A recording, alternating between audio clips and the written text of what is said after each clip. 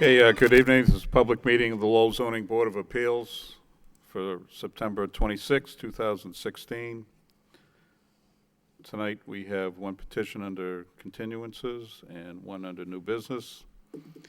Anyone here that'd like to speak on behalf of these petitions before addressing the board, if you could sign in at the podium with your name and address. And if you have an electronic device, if you could please turn it off or turn it down as far as possible. Our first petition is under continuances, ZB 2016-44. The petition is a special permit and variance. The applicant is Habitat for Humanity. Property located at 285 Nesmith Street. And the proposal consists of constructing a new two-family dwelling without meeting the frontage requirement in the traditional multifamily zoning district. The proposed project requires special permit approval under section 4.53 and variance approval from the Zoning Board of Appeals under section 5.1 and 6.110 of the Lowell zoning ordinance. And could we hear from the petitioner, please? Good evening, Ms. Gould. How are you? Good evening. My name is Brenda Gould. I'm Executive Director for Habitat for Humanity. And hopefully this is all fresh in your mind from 2 weeks ago. We scurried along to get things done. So hopefully you have a picture of drawings. And I figured rather than me read to you, I gave you my list of pluses and minuses. So the last time we met, I have to apologize, Mr. Chairman. I think I was trying to cover all my bases and then none of my bases. So we've met. The original reason I was in front of you was for the special permit to take down the building. Yeah, I wasn't 100% sure if I was really going to take down the building. Mr. Callahan brought to discussion about the beauty of the building. We went back and took a look at it, and so now I'm coming to you with a more definitive proposal. We cannot save the building as is. I will have to walk away from the project. It is a beautiful building. I do promise to save what I can between the window structures and the stained glass window, but it's too expensive for me to de-lead the building. I know you had mentioned $120,000, but I've got a quote for $130,000 and $150,000. In addition, that being put aside, the house would not be able to be maintained by low-income families. It's a 3.5-story high building, paint, eaves, fascia boards. They would be painting that house too much. It wouldn't be maintenance friendly. And lastly, from our discussion, I still would have the issue of coming out onto the street, forward or backwards coming onto the street. So now I'm coming in front of you with two other options. I'm obviously willing to discuss that, but I'd like to take that off the table and say that we would like to demolish the building and reconstruct it. A little bit of confusion. Option one is probably my option two, but it's option one on your sheets.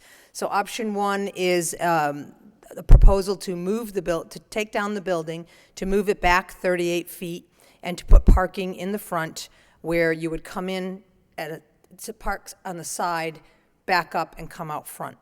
That option, and Judy can confirm, has been approved by the city engineer and the traffic engineer. Option two is the original proposal that I wanted to bring to you, which is basically leave the house as is, leave the backyard as is, and just ask for an extra curb cut and put the parking in front. I'm willing to go with either, but selfishly, the second option is cheaper for me, and since all of the money is raised locally by the affiliate, any money I can save, of course, is money I like to save. So that's really what I had in front of me, and I think you have all of this. The advantages of the option one with the parking sideways in the front is obvious that the cars can enter forward facing, and also I probably won't need another curb cut. The drawing you have in front of you has the curb cut on the right as you're facing the building with the parking on the left. I would propose, and I just didn't want to ask my architect to redraw, flip that, leave the curb cut where it is, come in on the left and park, and then just enter the building on the left. So I wouldn't even need another curb cut. The disadvantages are obviously that the house will need to be moved. It will be out of sight, out of the line of sight with the neighbors. my architect asked me to quote this, and I'm quoting him, that he felt that that would be a hostile gesture to the existing street front. It's an additional 38 feet that I would have to move back the house. That would mean that the house would be higher, much higher in the back. We would add a retaining wall in the far back in order to help with the neighbors in the back. I listened to the woman on, I'm sorry, the name escapes me, of the street behind, but we wanted to try to minimize as much runoff. So we would put a retaining wall and a dry well in there. We would have to, as a result, outsource more siding because we do not have the equipment to go up quite as high, and it will be a little bit less volunteer-friendly due to that. The families would have a little bit extra maintenance for the retaining wall. There may be more runoff on the sides because the foundation would be high in the back, and I would have to put some sloping on the side. Obviously, there would be less backyard for the family. But the positive is I do think it would be a safer building for them, and we wouldn't need another curb cut. The original that we submitted with the parking just in front obviously is lower construction costs. We wouldn't need to move the house. We wouldn't need more fill. The families would have a bigger backyard. It would basically be the same look as the rest of the neighbors on that street, and we don't expect any runoff problems because the house is as is if there was no runoff. The disadvantage would be the safety issue that the cars would have to go out back on the street, and obviously we would need more parking. So really nothing has changed except we went back, we did a better pencil cut at the expenses to put the parking where it would be safer, would be an additional about $30,000. Hopefully I could get somebody to donate some extra money to us. So and I think that's really it. Of the variances that you mentioned, is one of them about extra asphalt as well? I don't know all the numbers of them. I know one is for the curb cut and the parking, but I did want to bring up that either of these options, I believe there's some kind of variance about if you take more than 50% extra asphalt. So I wanted to make sure that I cover that as well, if there is such a variance required. Yeah, there is a variance required for landscape space in the front yard, because you need at least 50%, and both options have less than the 50% required. Right. So you would need that for either option. Right. So I just didn't know if that was in the original variances that we requested. I think frontage was one, parking was another, and then the special permit for demolition and reconstruction, but I don't know that we addressed the 50% asphalt. So I'm not going to go back through how Habitat works. I'm happy to answer any questions, but I don't want to belabor the point. Whatever you have to ask me, and I appreciate you allowing me to come back on such short notice. Sure. Did you receive another quote for the letting on top of the previous ones, or you didn't get I another have two quote? quotes. No, I didn't get another Yep. one. I have one for 130 and one for 150. Yep. I have 3 quotes for demolition and asbestos removal. They're all ballpark around $50,000. Yeah. So the letting is the primary issue as far as cost, or is it the size of the home is the cost? Existing structure? No, the deletting would be the major cost, $120,000. I thought I heard you say at the beginning something about the current structure is like 3.5 stories. Yeah, well, when we push it back, it is 3 stories pretty much. It will be like 3.5 when you push it back a little bit more. The back will be even higher than, regarding the siding, that's what my point was, is that we'd have to side and outsource the whole 3/4 of the building because it's going to be too high, versus if the building stayed where it was, we could get up higher and do more of the siding ourselves. So that's part of the extra cost between option 1 and option 2. In addition, the retaining wall in the back would be a small additional cost, and the amount of fill that we would need, although we're hoping to take some of the fill from the front and, use it in the back as well. I'm not sure if I asked at the first meeting, but I'll ask again. If you demolish and put up a new building, what's the square footage of the new structure? It will be pretty much the same. Let me see if I wrote that down. Okay, I can't do my math, but 28 by 52. is what the building, I think around 16, each would be about, I think that's about 1,600. So it's 3,200? Yeah, it would be 2 stories, a basement that we'll have to find a way to split in half, and then it would be 2 flats, like a 10, I don't know what you call that, but instead of a side-by-side duplex, it would be a double-decker duplex. We would not, right now, there's a 3rd floor where they actually had people living. We would not use that. We would keep that as a, storage space for an attic. We wouldn't use it for living space. Both would be a 3-bedroom structure with 1.5 baths. Okay, so when Judy gets back here, I'll have a question for her.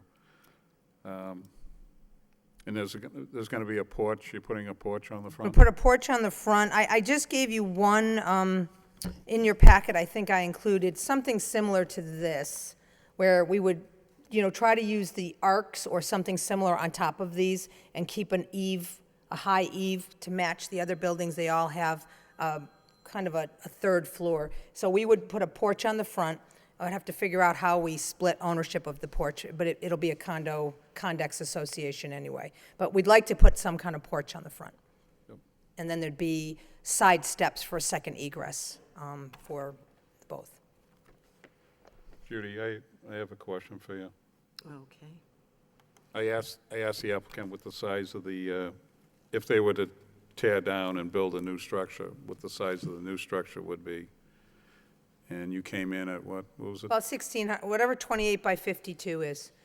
We weren't proposing to make it any bigger than it currently is. It's just that it's more livable space right now because they use 3 floors. So whatever, I don't have my calculator with me, but So what's the maximum building size for that size lot in that As zone? far as the FAR requirement?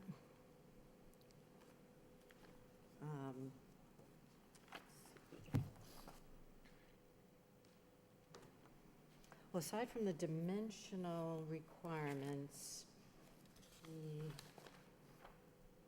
where are we? Right.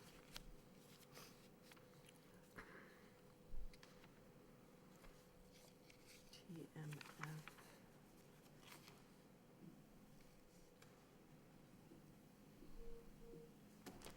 yeah, I was just looking to have that plot plan too. And one of the questions I did ask is if we decided if we wanted to go smaller, would that, I don't think if I stay under the footprint, you would have an issue with that. We definitely wouldn't go bigger.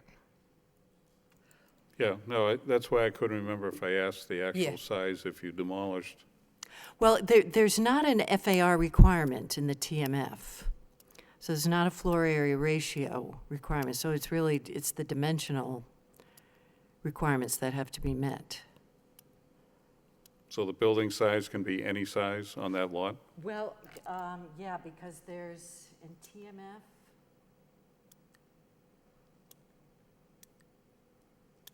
I mean, with the dimensional requirements and the requirements for open space, you have, of course, every lot has to have a certain amount of open space. And I believe it's 500 square feet in TMF. But there's not an FAR requirement. Yeah, it's 500 square feet. And of course, there's maximum height, maximum number of stories. Well, the reason why I was asking the question, if there's the issue with the parking in the front and the front edge, there's a porch on there, is the proposed home potentially too large for the size of the lot? And that's why we have all these variances that we're looking at, because we're looking at the parking in the front, Right. which the board wasn't too excited about. Now you've come back with another plan. And then you get into talking about the paving, percentage of the paving impacting. So I was just curious to start with the structure itself. Yeah, What's the size of the home? Yeah, so the structure itself, Yep. because there's not an FAR requirement, there's not a requirement to limit the size of the structure as long as you have the required amount of open space.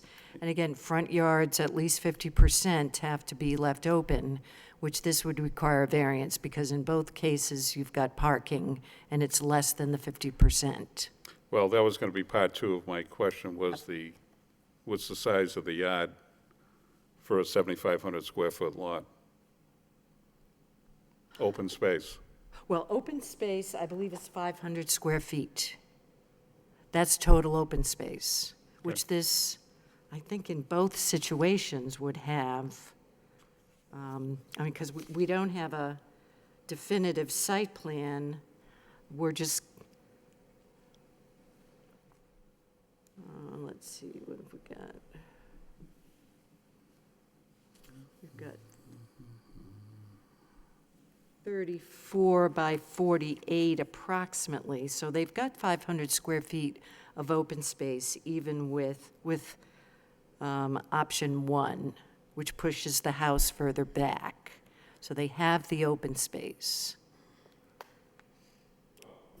The only reason why I'm asking the questions is, I don't think we really talked about it in the first meeting, what the actual size of the structure was.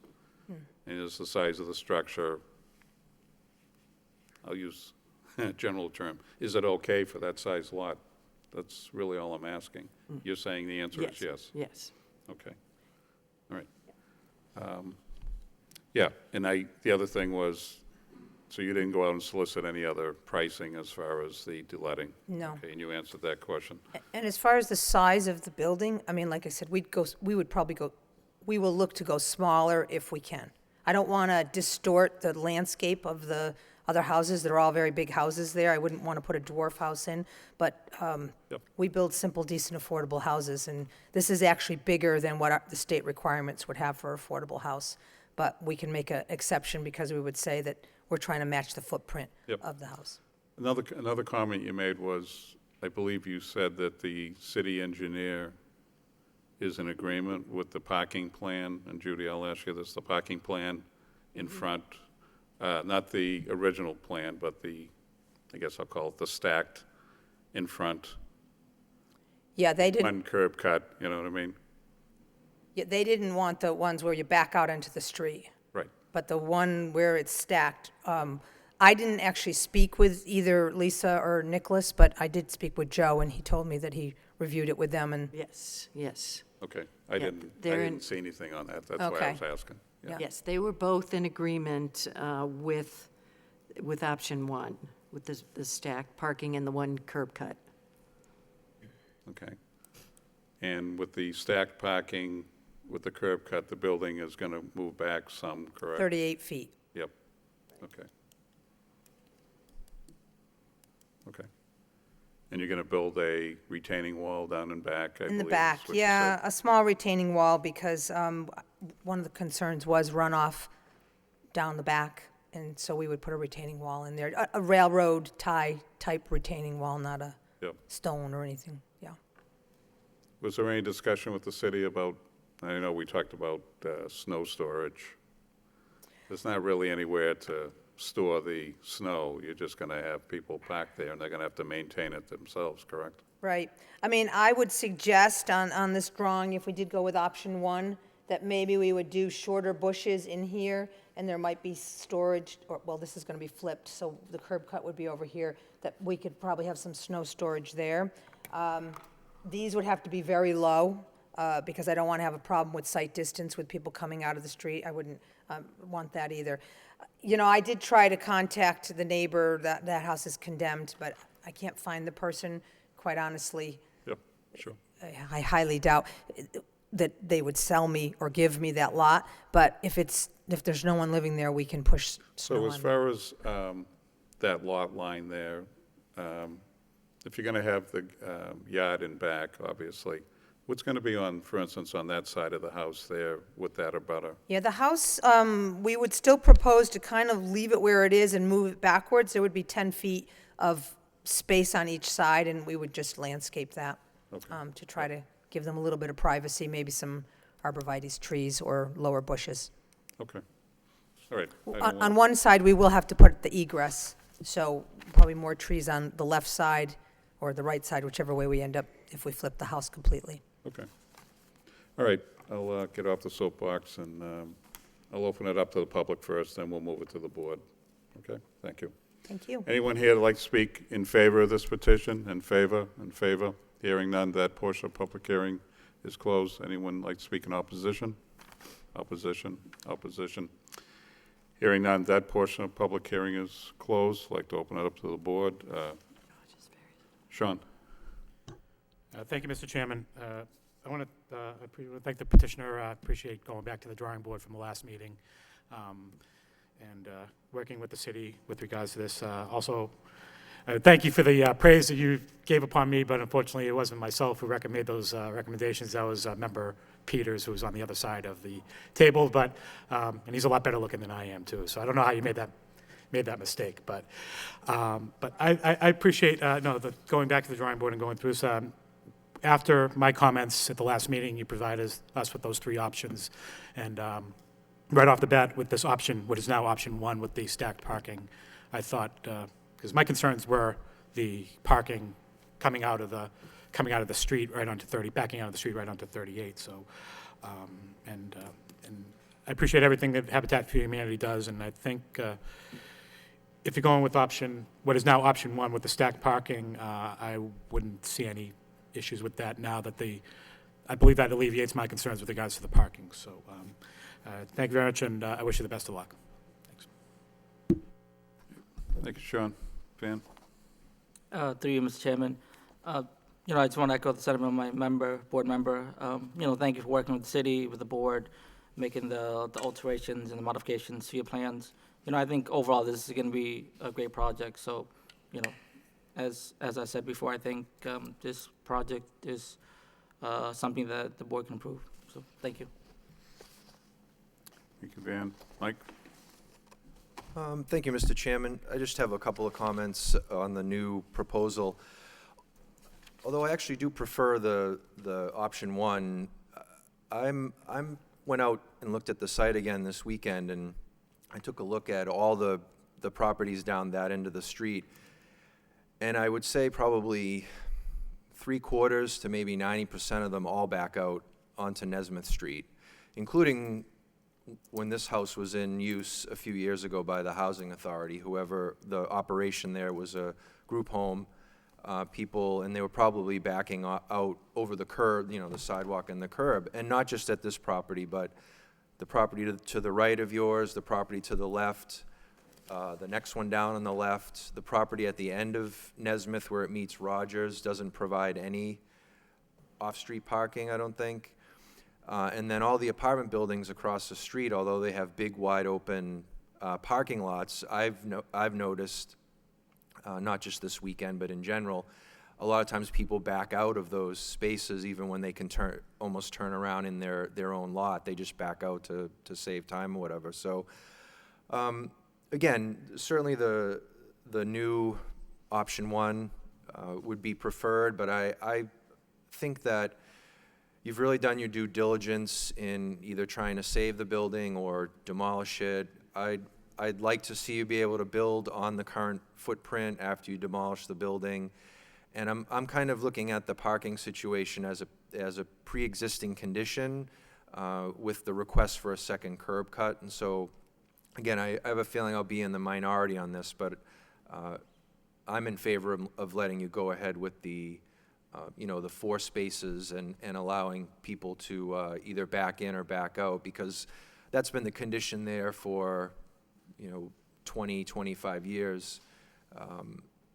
And so I don't think adding one more curb cut and 2 cars would make that big of a difference. Again, I'm not advocating for it to be done across the city, but it's a pre-existing condition there, and with all the homes and apartment buildings in that stretch of Nesmith Street. So, and again, I agree with what Sean and Van said earlier. Appreciate you going back and being able to put something together quickly for us. I did a quick calculation, and the cost of you moving the footprint back and is like an extra 7.5% over the original option 2 cost. So that's a pretty good chunk for a nonprofit organization that's trying to take a building that's been shuttered and rehab it and get it to someone who can afford it. So those are just my thoughts. I don't have any questions, just some comments about what you came back to us with. So thank you. Thank you, Mike. Gary? I have no comments, Mr. Chairman. Dennis? Through you, Mr. Chairman, I'd like to ask a couple of questions of the applicant. Before I do, the side yard setbacks on the proposed document here show 10.3 feet on each side, which adds up to 20.6 feet. Judy, is that requiring a variance as well? I don't believe so. Let's see. I seem to recall that it was 10/25 in the zoning. Right. So this building would actually be larger than what's allowable by zoning, even though it probably matches what the current structure is.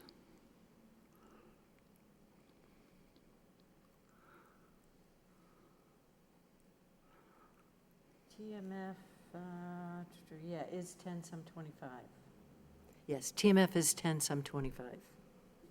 So that's an additional variance that we're looking for side yard setback? Is that correct? Are you saying that the current building is 10.75? The current, Because we wouldn't go out of the footprint of the current building, so if the current is 10.75, then we'll have to scale this down. no, what I'm suggesting is that there's an additional variance that you're seeking with the construction of a new building. Okay, all right. So the And that current side building, yard yeah, setback isn't being met currently per zoning, so you're looking for an additional variance. okay. I think. My construction engineer thought it was 20 feet, whether you did it 10 and 10, but it sounds like it's 21 or 22. In looking at the plot plan, I can see the outline of the proposed house, and there's lots of dimensions on here. It's hard to tell if the existing house had that 10/25. I No, don't I believe think, it Judy, it did. clearly indicates that it's 11.2 feet on one side, 9.3 feet on the 9.3, other. yes, I see So that. that's 20.5, Yep. so it still doesn't comply. Yeah, so the existing did not comply, you're right. But, so I just want to be sure that if we're asking for variances, that we include a side yard variance as well for the applicant, correct? We're not meeting side yard setbacks? I think technically, yes, but I'm thinking that in looking at the way Joe put together the application, we are going for a special permit for non-conforming, from one non-conform use to another with 4.5.3 and Okay. 4.5.7. So maybe he was thinking that that would cover it, but, I mean, if, I think especially if we do end up with a parking plan number one, we locate it back on the site further, that's certainly going to be a different location. For the yes, it structure. would be a different location, yes. Okay. To the applicant, I just want to question you a little bit about this idea that by pushing it back on the site, we end up with a taller building in the back. So I'm looking at the grading plan that you've submitted, and you haven't established the finished floor elevation. I'm assuming that it's a couple of feet above the maximum grade on the site, which is 100 in the front where the parking is. So maybe the finished floor elevation on your current site plan would be 102. Do you understand what I'm asking? No, the back is higher The now. ba- The back Right. is at 94 according to this grade plan, and it slopes back, but not for quite a distance, probably about 20 feet back before it drops another foot. Okay, So the maximum difference in building height by sliding it back on the site is actually only 1 foot in height okay. by sliding it back. So it really isn't a big change. So you're saying the back of the house is what, us moving it back 38 feet is only, makes a foot more out of the foundation is a foot higher? I'm saying that, yes. Okay, So it isn't really a big change from what was previously proposed with the parking pulling out in the street. okay. In addition, my daughter lived at a property on Nesmith Street, a few houses down, and I had the experience of driving to see her a lot and recognizing in the evening especially how busy that street is. And I agree that there are a lot of other properties there that do have the inability to turn around on their site and are required to back out onto Nesmith Street, but it's a very, very difficult operation during certain hours. And to propose new construction here, I think, with parking backing out onto Nesmith Street would be inviting problems for those residents. Because people unfortunately seem to drive at the, 30-mile-an-hour speed limit, I think, and backing out onto that kind of situation, especially a two-family where you would have potentially people in, I just think that it's asking for more than you should be. In addition, the structures on the other side of the street don't honor the 20-foot setback. So there is a precedent on Nesmith Street in this area, especially where the building or structures are not in alignment like you would have in a row house, say on Comm Ave or something. You don't have that kind of wall of structures on either street. They do vacillate quite a bit. So pushing the building back to provide the safety of the vehicles entering onto Nesmith Street, I think is important to do. Okay. The property is designed with a side yard exit in the rear, but I don't see any provision for sidewalks on the site plan that provide. So what I'm getting at is that we have doors that exit the residence on the first floor on one side yard. So it's a second means of egress through a bedroom? Yes. But you don't show stairs or stoops or sidewalks or anything to provide that to happen on the site plan, is that correct? There will be stairs on the side. I guess we didn't draw it very well, but if you look at option 1 on the right-hand side, well, actually both options have a stair set off the side. The sidewalk does not go all the way back there. There is a sidewalk, on the right-hand side, you can see a small, that's a sidewalk that goes right up to the porch there. We did not have a sidewalk going back to that second egress. We'll probably put like flagstone or something like that, so that, I think it's required to have a serviced entry paved area that allows for, especially in the wintertime, an emergency egress to go out to a right-of-way. So I think you would be required to have some kind of walkway that would be able to be snow plowed or shoveled kind of thing, so. okay. So Judy, if we have a stair, because the finished floor is at 102, and the grade in the back there by that second egress on the first floor in that side yard, if that stair is, if that door is exiting out and the grade is at 98, which it appears to be on the plan, maybe even lower, we would have a stair at that point. Would that impact the side yard setback?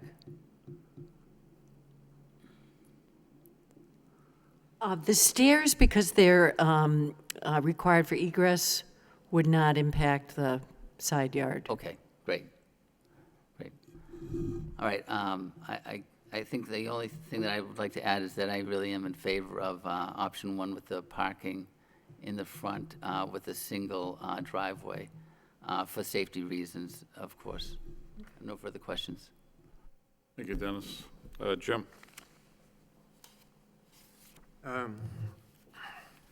In the first place, I just want to tell you, I visited the house on the left side, and when I was first in the city, which was 45 years ago, and it was in good repair then. It was a nice house.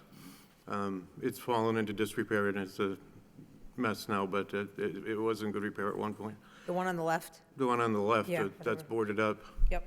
yeah.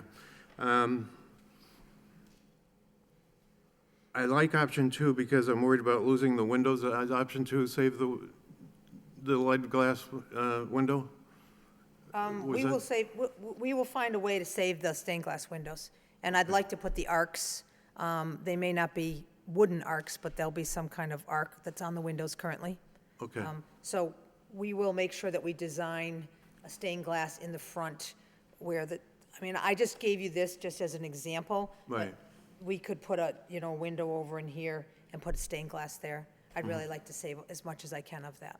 Okay. So if you want to make that a condition, as long as the stained glass is, I don't think it's cracked or anything. I mean, we do build energy efficient. The stained glass is probably not energy efficient, but I'm sure we can put one in there to keep it I have stained glass in my house, and it's just a nice touch. touch. Yeah. Well, No, and I love what's on the windows now. I'd like to try to keep that, but for maintenance, we would probably try to do something similar to that.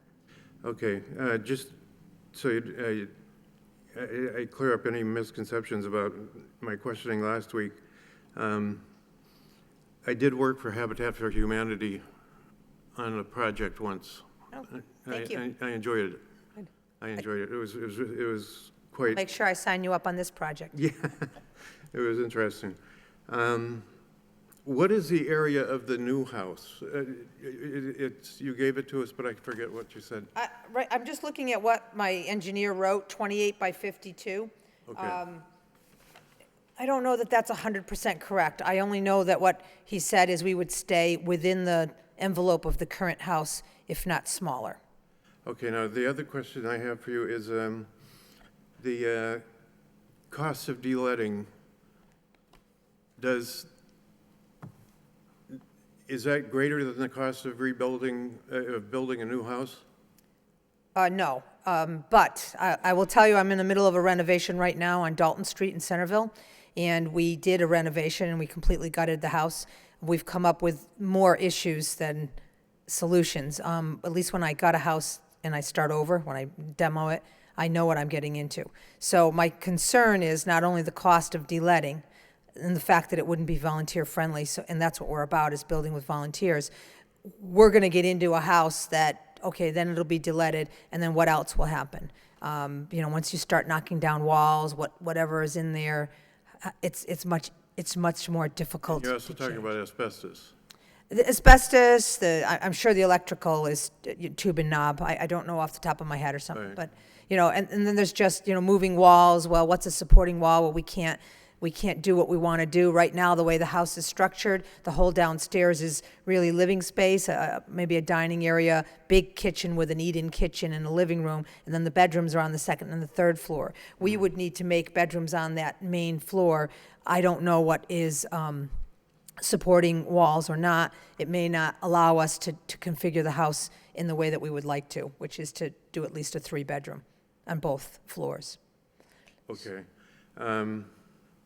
So the cost of de-letting is less than the cost of rebuilding, building a new house. Right, the de-letting cost, that's just one, and then I'd have to do, foundation repairs and Things, right. all the rest of the work. So when I add that, I would say there's a difference of about another 70,000.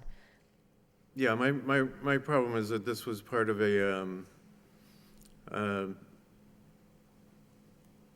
I don't know exactly what you would call it, but a scheme in 1902 to put down a neighborhood, a full neighborhood that was designed by a single architect, and as I told you before, that was Thomas Costello, who I think was the grandfather of the person who ended up with the Lowell Sun. Mm-hmm.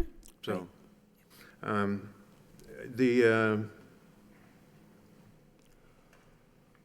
that's basically what I've got, so thank you. Yeah, the only other thing I would say to be as an advocate for the family is to maintain that house with the shingles the way it is and the need to repaint versus we would do a siding, which would be much more, Right. friendly for maintenance. I Right. don't want to see the house fall into disrepair. And it's hard enough to move our families from being a tenant and then putting them into a home and then putting them into a condo association. I want to make it as easy as possible for them to succeed and to make the house look nice. Okay. All right, thank you. Thank you. Okay, I guess the first thing I'll start with, so Judy, maybe I'll address it with you and Ms. Gould can jump in, but, so do we have a final set of plans for what's going up there, based on what's been submitted to date? We don't have a final engineered site plan, Correct, so we do need a final engineered site plan. okay. So, Ms. Gould, is that something, Judy, that, I mean, we've had a few of these before. I mean, generally, we have, I know we've been provided with, sketches and some dimensions here, but that's kind of why I started at the beginning about the size of the home, and I know you gave a picture of a similar home you might have built somewhere else, but. I do have a floor plan that I submitted. Yes. here, but to the, you guys. Right, and you had submitted yeah. Yeah. There was one that went with the application, it's just not one for the option. Whatever is the board votes on will need an engineered site Yeah, plan. because I mean, you know, to Mike's point, talking about the parking, and I know some of the other members made comments. I made my own comments at the first meeting. I'm not in big favor of backing out on that street. And if the city engineer and the traffic engineer have supported the, I'll call it, the new parking arrangement, which is option one now, I guess, on your new list of options. I've heard that. I've heard, let's put up the house. I asked about the square footage. I don't think I really got an answer yet. I'm not really sure I know what I'm voting on yet as far as what the final product's going to look like. And, you know, we haven't really talked about, I know you showed some landscaping, for instance. We don't have really a defined landscaping plan per se either, or do we, for this? No, No. no, there is some landscaping Yep. that was proposed on, you know, Correct. the Yep. two options that you saw, but. Yep. And the petitioner mentioned that about sight lines, Right, especially right. if we go with the new parking plan, but, Okay, I wasn't aware that I had to submit a landscaping plan, so, I we didn't, I know we didn't talk about that the first meeting. I think we had some other things we were addressing before a landscape. And that's another reason why I asked about what were your thoughts, say, between the house on the left and this new home? Was it going to be grass put in there, or you mentioned about arborvitae's or something, but that's usually part of a package that when we vote on something like this, that we, you know, we have like the site, not a site plan per se, you do a planning board, but, you know, we know exactly what's going up, and then what the landscape plan is also includes. So that's why I'm asking, you know, to your point, sometimes the city might have some information, we just don't, we never presented it, so that's why I'm deferring to Judy. So you need this with the house pushed back? Is that what you're asking for engineer plans, this plot plan? Well, yeah, it seems like we have a Yes. lot of things on the table, but it seems like they're kind of scattered, and I'm not exactly sure what we're voting on exactly, what's going to go up, what's the landscaping going to look like. Yeah, I think part of the reason for that is, and again, I apologize, because this is my first time presenting, I thought we were voting on whether the parking was going to be in the front or the back, and then I would have to figure out what I put in there. I didn't want to pay an engineer to do this again, so I can do that. And then the landscaping would be different depending on where the parking is. So I still would love to go with option two, but from what I'm listening to the board, it sounds like option one would be, well, I know you're going to take a vote, so I can come back with this redrawn. I do have floor plan already, and like I said, I'm pretty sure it's 28 by 52, a double-decker, but I can't even see this with my glasses, so I can't tell you what size. I can only tell you it's not bigger than what's there. It would be smaller. So whatever's there, it would be smaller or the same size, and then we would push it back 38 feet. And I can give you a landscaping plan based on that. I haven't done a landscaping plan except for the Rock Street when I had 4 houses, so we'll get something official. Usually just draw in some bushes, but I can make it more. Yeah, I mean, usually on this type of project, that you don't need a separate landscape plan. It would all be incorporated within the engineered site plan, and you would show, you know, where there would be maybe some low bushes, where there would be some trees, and so the board would know how many trees, how many bushes, where they'd be located. Okay, so I can redo the engineering plan, come back with, if you can tell me that if you're going to vote and it ends up that the parking is stacked parking in the front, I'll come back with flipping it so that the curb cut is just on the left, and then with a little bit more detailed plan with the new house inside the envelope or of the old house. Okay. Yeah, I'm not trying to prolong it, it just seems like we're kind of Okay. jumping around, that's all. Yeah. So I'm not, Well, and I do admit, I first came with not just thinking I would try to have all my options open so that when I was ready to pull the trigger, I would have a bunch of options for me. Yep. But I think we have to be more specific, so. So back to the parking in front, and I know you made, Judy, I guess I'll go back to you again.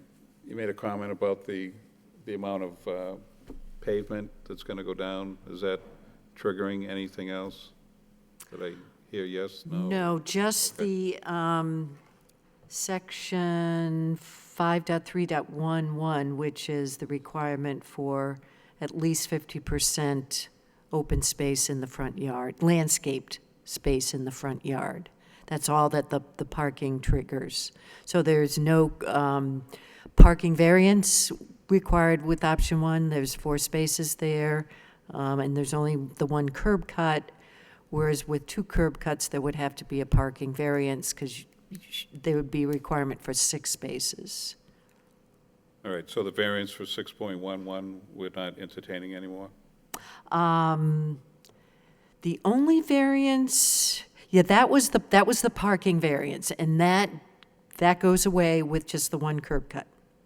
All right, so 6.11 is gone. Yes, that goes away. So then we got 5.1 in the table of dimensional regulations. Is that, Yes, 5.1, that would be for the side setbacks, and then 5.3.1.1.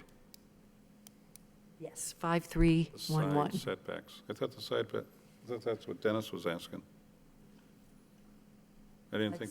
huh? Yeah, side setbacks under the 5.1, the table of dimensional requirements. And that was from the first time the application was put in too?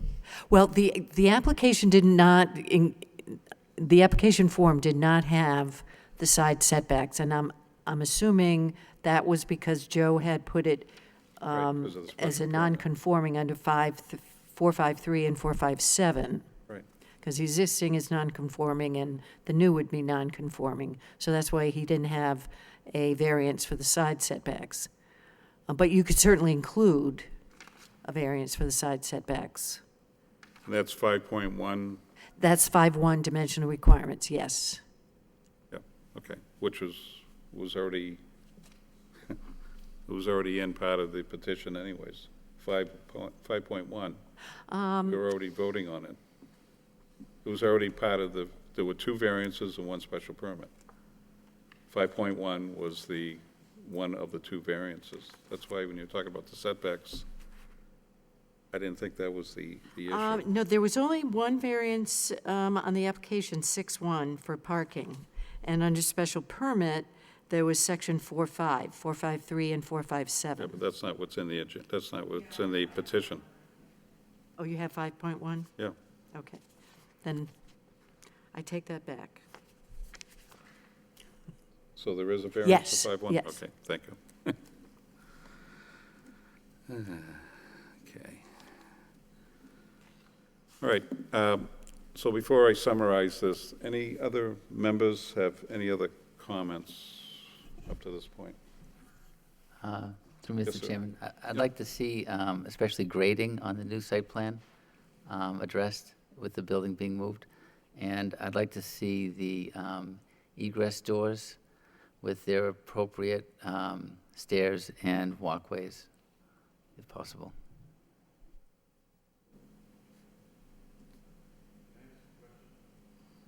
Sure. What is the proximity of the, when you put in the retaining wall, what's going to be, what are you going to be able to see? Are you going to be able to see the Fort Hill Park from the backyard, or? I don't know how high that retaining wall would be. It shouldn't be that high, so you should be able to see. It'll probably be, I can get you dimensions on that. Okay, So, dimensions on the retaining wall. I'm also going to update my sources and uses and add another $5,000 for all this engineering drawing, okay? okay. It's a joke.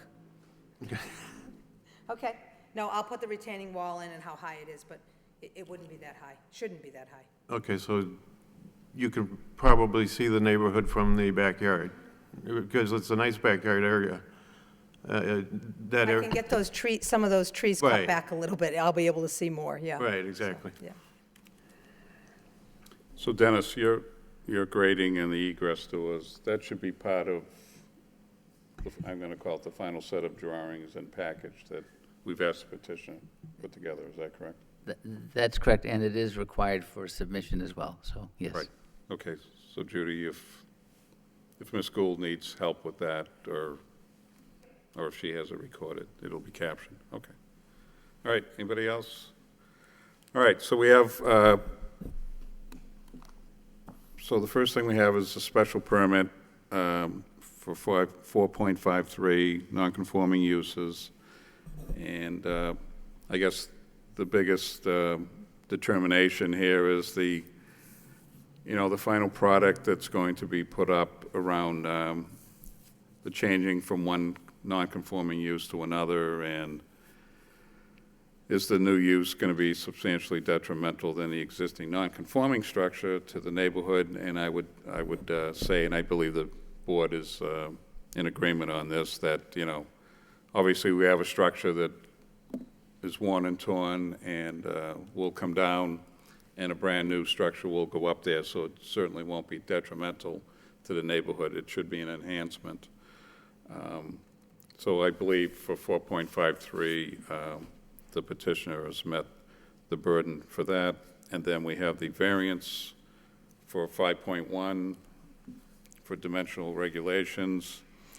And because the size and shape of the lot, I mean, that's one thing that I noticed about the shape of the lot. You have one of those depth lots as opposed to, non-depth.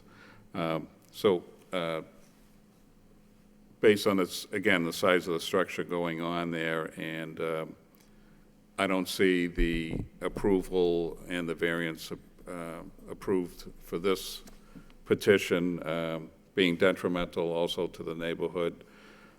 I think there's some challenges with the topography to begin with to conform it to today's requirements, so I believe the petitioner has met the burden for the variance for 5.1.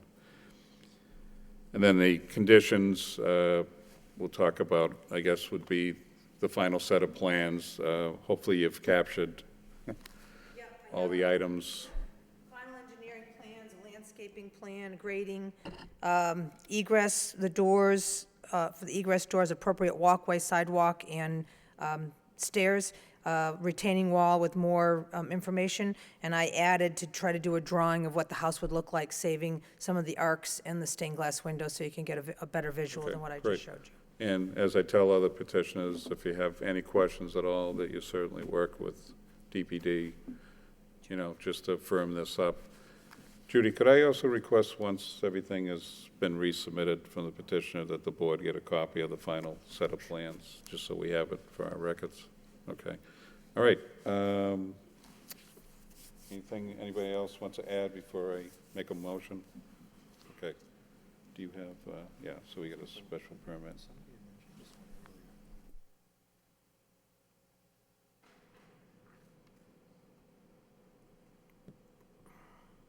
Yeah. Go ahead and ask you. Judy, I don't know who mentioned it earlier, but someone mentioned 4.5.7 regarding demolition, even though it's not it's not listed as a special permit on the agenda. And I don't know if that was the petitioner or someone on the board. 4.5.7, Yep. reconstructing the after demolition.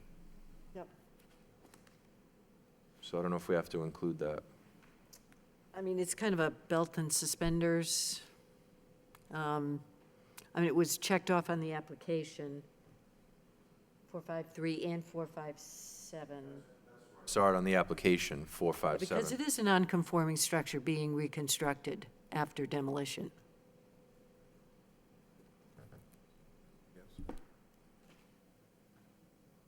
So I should read that as one of the special permits? Yes. Okay.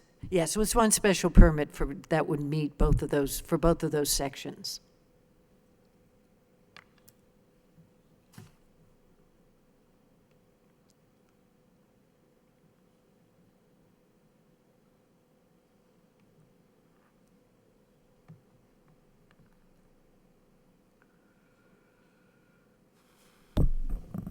Yeah, and before I do the motion thing, I guess the only other thing, Judy, I guess I'll add is, I know it wasn't dated, your new submittal, kind of the options, but we go with, I don't know, the, I guess, latest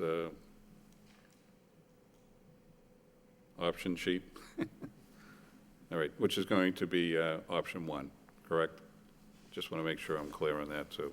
Okay. Oh, was that right?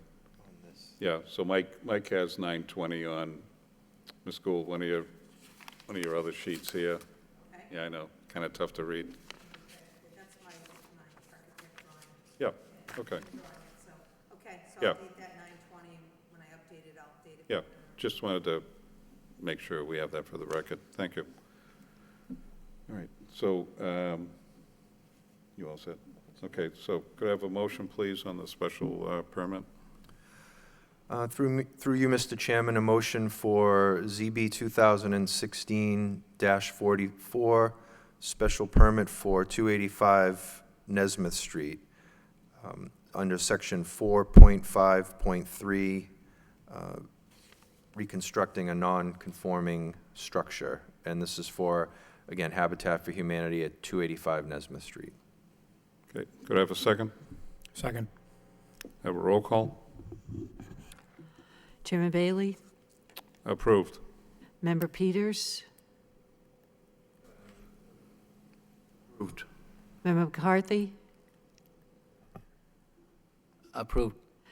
Member Perrin, Approved. Member Paglia, Approved. Member Peck, Approved. and Member Callahan. Approved. Okay, so could I have a motion for the variance, please? Through you, Mr. Chairman, I'd like to make a motion for ZB 2016-44, variance under section 5.1 of the zoning code, the dimensional requirements for the side yard setback for Habitat for Humanity at 285 Nesmith Street. Okay, could I have a second? Second. Could I have a roll call? Chairman Bailey, Approved. Member Peters, Member McCarthy, Approved. Member Perrin, Approved. Member Paglia, Approved. Member Peck, Approved. and Member Callahan. Approved. Okay, and the, I guess the conditions we talked about was the updating, so those would be tied in with both the special permit and the variance, correct? Yes. Okay, all right. All right, Ms. Gould, I think we're, Thank you. So I just need to make sure I'm clear. I'm coming back here, or I'm submitting everything to Judy? well, unless you'd like to see us happy faces Well, again. I'm going to try to have to enlist you all for coming out to build, so that's Yeah. fine. All right, so I'm getting you everything that we Yes. need in the next week or so, and then the normal is that you wait 21 days? Yes. And then we Yeah. talk Yep. about permits once I Yeah, get all 20 that. days after it's Okay. been filed. All right, we'll get you all this in the next week. Great, thank Okay, you very wish much. you I luck. appreciate it. Yep, thank you.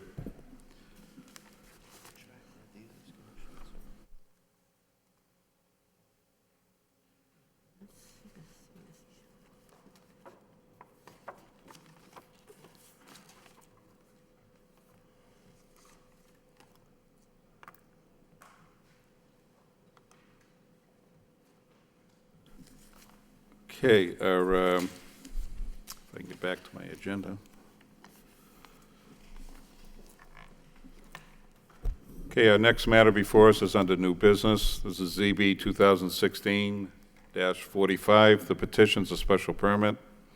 The applicant is Nitin Katra. Property is located at 12 Wood Street, and the petition, an application for special permit approval for the installation and internal illumination of signage for Indian Basket. The applicant is seeking special permit approval under Section 6.3 of the City of Lowell zoning ordinance. The property is located on a lot that is approximately 30,627 square feet of land area and is located in the regional retail zoning district. Is the petitioner here? Good evening, sir. How are you? Good evening, Mr. Chairman. Good evening, everyone. My name is Nitin. I'm the owner of the Indian Basket, and thank you for giving me the opportunity to present myself, what we're looking for the growth of our business. Right now, we have the regular signs, which is wasn't light up, and in the dark time, we wasn't able to see, or consumer not able to see. So we would like to change it to with the illuminated sign, so people can see and they can easily can recognize our business, and we can grow ourselves. And that's all we want us to do it. Yep. And if anyone have any question, I'm really happy to assist. Sure. Okay. How many years you been in business? 5 years, 5 years. since 2011. Yep, good. And did you move into that when it was first built? Yes. Yep, Yeah. okay. All right. So what we'll do is, I'll open it up to the public first, and then we'll open it up to the board, and we'll move on from there. Okay, sir? Okay. Thank you. Thank you. Anyone here like to speak in favor of this petition? In favor, in favor? Hearing none, that portion of public hearing is closed. Anyone like to speak in opposition? Opposition? Opposition? Hearing none, that portion of public hearing is closed. Open it up to the board. Sean? Thank you, Mr. Chairman. Through you to the petitioner. I know we received a memo from DPD with regards to their comments, and I don't see that there's many issues that they have. But one thing that they did point out, certainly the board would like to know what your hours of operation are and how long you plan to keep the sign on. Like, Oh, we would like to do the sign started on as soon as the dark weather, like 8 o'clock to in the morning if it's possible. If it's not, then some of the business keep it until 8 to 12 or 8 to 11. We are okay with that. So mainly the business flows until 8 or 9 o'clock or max is 10. We open until 9 o'clock. So we would like to let them know to see until 11 o'clock. That's fine too. But all night is okay for us too. We would like to have it here. okay, but what are your hours of operation? When do you usually close in the evenings? Yeah, we can close it out. What time of the night? What time of the day? Every day do you usually close? Oh, we don't close any day. We open every day. Oh, you open every 24 hours a day? Yeah, only Oh. Sunday we close early 7 o'clock. Rest of days we open 10 to 9 every day. Yeah. Oh, okay. All right. Okay, that was the only question I really had, so So your business hours are 10 to 9? 10 to 9. 7 Monday days, to Saturday. 7 Monday days to a week? Monday to Saturday. Yep. And Sunday 10 to 7. okay. So I think we usually make a condition is that half an hour after you close, that the lights have to be Okay, off, if that's I'm fine. not mistaken. Okay. So that's one thing that we, Okay, thank you, Sean. Van? thank you. This makes perfect sense. Congratulations on a successful business, so I understand, part of marketing, so, I don't see any issues with this, so wish you the best of luck, sir. Thank you, sir. Thank you, Van. Mike? Thank you, Mr. Chairman. Through you to the petitioner, the question about hours of operation were answered for me. The planning office had a second question, though, about the dimensions of the sign. That's not actually shown on the document that you gave us. So do you know how tall and how wide the sign will Yeah, be? it's 18 inch tall by 186 inches wide. Thank you. And so Judy, do we need to do anything extra with the size of that sign, or is No, that? the size, we talked about that before the meeting, so he's allowed 2 times the linear foot of the side of the building, and I believe he said the building was 15 feet. 15 So he's allowed up to 30 square feet, so he's certainly within that parameter. Okay, great. Thank you. That's the only question I had, and again, I think that because that corner is so congested with so many businesses, it will certainly help attract more Yep. business to that location with it being lit up at night until, again, either an hour or a half hour after you close, which Okay. I'll let someone else confirm that, but, so, thank you. Yep, thank you. Thank you, Mike. Gary? I have no comments, Mr. Chairman. Thank you. Dennis? Through you, Mr. Chairman, I just have a couple of questions. Right now, for the petitioner, sorry. Right now, you currently have 2 signs, correct? One that faces Wood Street and one that faces Middlesex, if you will. But you're only looking for one of these 2 signs to be upgraded to channel-lit LED letters, right? Yes, only the one towards to the bridge, actually, not to the Markabuster side.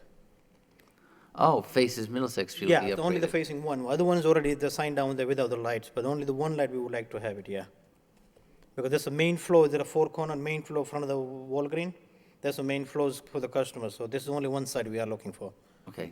And then the current white fascia that sits there on the building, is that 18 inches high? How do the letters fit within that vertical dimension on that? building? Yes, it is a more than 18 inches space we have it down there, only I think 24 inches, so we Okay, would like so- to make the higher as much we can, so that's why nobody can hit it, but still, we're gonna have some, I think 1 or 2 inches on the top Space and around, 4 or great. 5 inches on the bottom, yeah. Beautiful, beautiful. And you're using LED, my favorite Yes, light that's what we source, would so like to, yep. very much. Actually, we wasn't thinking to do that, but somebody hit it down there, so we have to change it. Oh, good. Well, it looks like a very nice sign, and I wish you luck. Thank you very much. Thank you. Thank you, Dennis. Jim? Okay, thank you. Okay, so I believe the only thing we'll talk about is the time of illumination, when the sign will come off. Okay. So 9 o'clock is the latest you're open, correct? Yeah. So at 10 PM, the lights need to come off, okay? Okay. And then, so we'll just have that as a condition as far as the special There is permit. any way I can request to go until like 11 o'clock? To go what? 11 o'clock until, instead of the 10 o'clock to 11 o'clock? Well, as a general rule, with most businesses we have, it's either a half hour or an hour that we allow them after the close of business. Oh, if there's a rules, then we would like to follow them, yeah. Yep, okay, thank you. All right, anybody else have any other comments? Hearing none, yep, go ahead, Mike. I just wanted to welcome Dennis back before we adjourn after this vote, but I hadn't had a chance to hear anyone ask about LEDs for a while, so welcome back, Dennis. Okay, It's nice to be back. all right. Okay, so hearing no other comments, could I have a motion, please, on the petition?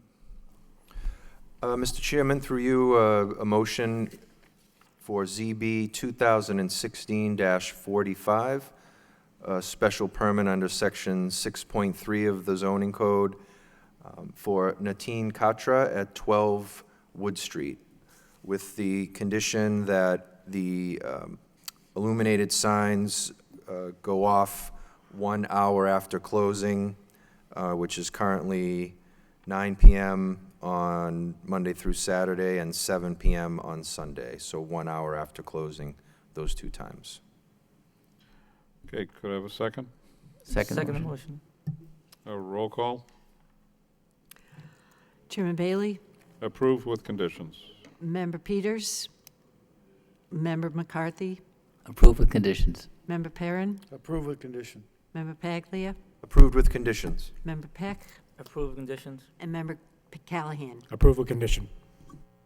Okay, you've been approved, sir. Wish Yep, you the best thank you of very luck. much, sir. Yep, Have a great thank evening. you. Have a good evening. All right, Judy, so it looks like we have no other business to conduct this evening. Next meeting, we have nothing scheduled at this point, correct? Right. So what's the, when do you have to be notified? I mean, can I notify you now that, Yes, you can notify me now, absolutely. okay, so I'm notifying Judy that, I know everybody will be upset, but there'll be no meeting in October, what's the date? October 13th. 13th, okay, so, no meeting on the 13th. I know a lot of you are disgruntled and upset with me, but, all right, anything else? If not, I'll echo what Mike said. It's good to have Dennis back. It's good to see you, my friend. I also want to And, echo that, Mr. Chairman. Yep.